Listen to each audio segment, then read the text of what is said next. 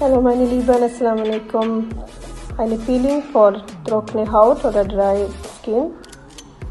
Braucht ihr nur 1 Teelöffel Kaffee, 1 Teelöffel Honig,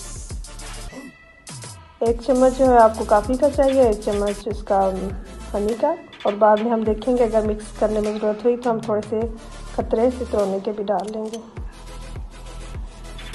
mix it, half of सिट्रोने।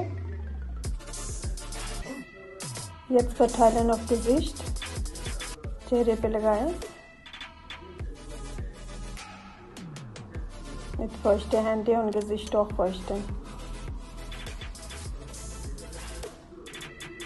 चेहरे को भी गीला कर लें और हाथों को भी नाक गीला कर लें। उसके बाद फिर अपने लाइट सर्कल्स में पीलिंग करें। Nicht drücken, nicht viel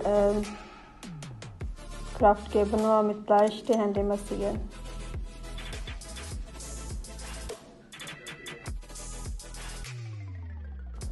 उसके बाद आप अपना चेहरा जब धोएंगे तो आपको अमेजिंग रिजल्ट मिलेंगे। बहुत ही खूबसूरत जिल्द, wunderschön Haut, sehr weich। Und danach könnt ihr auch nach Waschen eure Moisturizing Cream oder Hydrating Cream benutzen und danach schminken. Fertig. Allah Hafiz. Tschüss.